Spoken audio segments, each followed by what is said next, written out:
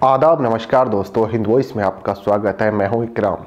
2 दिन पहले मैंने एक खबर की थी जिसमें मैंने बताया था कि कोरोना के चलते जिस तरह का प्रशासन ढीला रवैया अपना रहा है उससे नाराज कई सारे भाजपा के विधायक और मंत्री खफा हुए हैं, जिसके चलते एक अध्यक्ष ने तो इस्तीफा तक दे दिया था। लद्दाख के जो अध्यक्ष थे उन्होंने अपना इस्तीफा सिर्फ इस बात पर दे दिया कि उनके यहाँ के 3000 से भी ज़्यादा लोग देश के अलग अलग हिस्सों में फंसे हुए थे और प्रशासन उन्हें वापस लाने में नाकाम रहा था। वहीं यूपी के 2 एमएलए ऐसे थे जिन्होंने, एक ने ताली और थाली को मूर्खतापूर्ण बताया था, वहीं दूसरे जो विधायक थे उन्होंने क्वारंटीन सेंटरों पर जो काम हो रहा है, जिस तरह का ढीला रवैया प्रशासन अपना रहा है, उसकी शिकायत की थी। लेकिन बात अब इससे कहीं ज़्यादा आगे बढ़ गई है।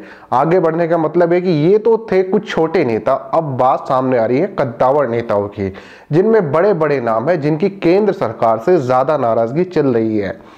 देखिए, केंद्र सरकार में एक मंत्री हैं नितिन गडकरी, जो कभी बीजेपी के राष्ट्रीय अध्यक्ष भी रहे हैं। तो हाल फिलहाल वो परिवहन मंत्रालय उनके पास है, लेकिन उसके साथ साथ लघु उद्योग और सूक्ष्म उद्योग का मंत्रालय भी उनके पास है। तो नितिन गडकरी को एक बात के लिए और जाना जाता है कि अपने काम के लिए बड़े ही सीरियस रहते हैं, संजीदगी रहते हैं, जैसे कि स्वर्गीय सुषमा स्वराज रहती थी। उनका भी मंत्रालय ऐसा था कि उनका काम की तारीफ विपक्ष भी करता था, और वही हाल नितिन गडकरी का भी है। तो नितिन गडकरी ने अभी हाल फिलहाल एक राहत पैकेज की घोषणा की थी छोटे उद्योग करने वाले और लघु उद्योग करने वालों के लिए। उन्होंने कहा था, देखिए, कोरोना से बहुत सारे लोग प्रभावित हुए हैं, खासकर ये छोटे उद्योग, और हम आपको पता ही है कि छोटे और उद्योग पे ज़्यादा असर पड़ा है, क्योंकि बड़े बड़े कॉरपोरेट घराने इस चीज़ को झेल सकते हैं, लेकिन छोटे उद्योग की उतनी हैसियत नहीं है। तो उन्होंने इस पैकेज की अपने आप से एक राहत पैकेज की घोषणा की थी, लेकिन मोदी जी के चलते कोई दूसरा क्रेडिट कैसे ले सकता है, इस बात को तो सोचना पड़ेगा, क्योंकि मोदी है तो मुमकिन है, अगर मोदी है तो मुमकिन है, तो उनके होते भला कोई दूसरा क्रेडिट कैसे ले सकता है। जो राहत पैकेज की घोषणा नितिन गडकरी ने की थी, उसका ना तो वित्त मंत्री हमारे जो निर्मला सीतारमण है उन्हें पता है, और ना ही उनके वित्त मंत्रालय को कोई खबर है, या राज्य वित्त मंत्री अनुराग ठाकुर जो है उन्हें कोई इस बात की जानकारी है। लेकिन अभी पिछले दिनों नितिन गडकरी ने पत्रकारों को बताया कि मैं एक राहत पैकेज की तैयार कर रहा हूं जो छोटी और उद्योग को दिया जाएगा, जिसके चलते जो व्यापारी हैं छोटे, इनको कुछ राहत मिलेगी। हालांकि मोदी जी मार्च के आखिरी सप्ताह में, जब लॉकडाउन को 1 हफ्ता बीत चुका था, उस दौरान ये अनाउंस कर चुके थे कि हम छोटे पैकेज देंगे, छोटे व्यापारी को राहत पैकेज देंगे, लेकिन उसका आए गया कुछ पता नहीं। अब मोदी जी बिजी हैं एक बड़ा राहत पैकेज बनाने के लिए बड़े कॉरपोरेट घरानों के लिए, क्योंकि उनको भी काफी नुकसान हुआ है, तो वो शायद उसमें बिजी है, तो इस वजह से इनको तवज्जो नहीं दी जा रही है और इनकी बात आई गई हो गई है, इसलिए शायद इनकी वो जो है बात किसी तरह सुनी नहीं जा रही है। लेकिन मामला नया नहीं है, ये मामला तो सिर्फ अभी का है, मामला तो बहुत पुराना है, टकराव की स्थिति का मोदी जी और नितिन गडकरी के बीच में।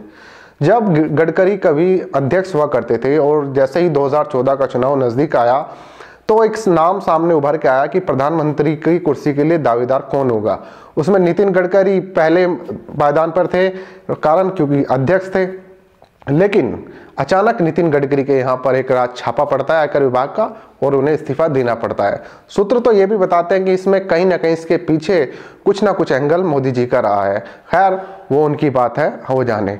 लेकिन अभी फिलहाल की स्थिति ये बन गई है कि इस मुद्दे को लेकर फिर से दोनों में टकराव हो सकता है, क्योंकि नितिन गडकरी कई सारे मौके पर सरकार की नाकामी सरेआम बोल देते हैं। और एक बार उन्होंने नाना पाटेकर को इंटरव्यू दिया था मराठी चैनल पर, जिसमें उन्होंने कहा था कि जो 15 लाख वाली बात थी, ये सिर्फ एक झूठी चुनावी वादा था, यानी कि झूठा बता दिया था इस बात को लेकर।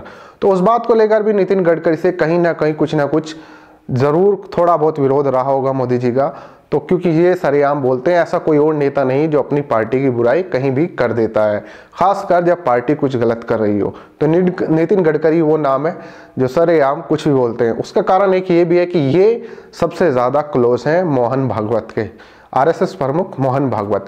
तो वहीं पर इनकी कोठी है जहां पर आरएसएस का हेडक्वार्टर है। तो जितने भी छोटे बड़े पदाधिकारी हैं आरएसएस के कार्यकर्ता, उनका सबका आना जाना नितिन गडकरी के घर पर है।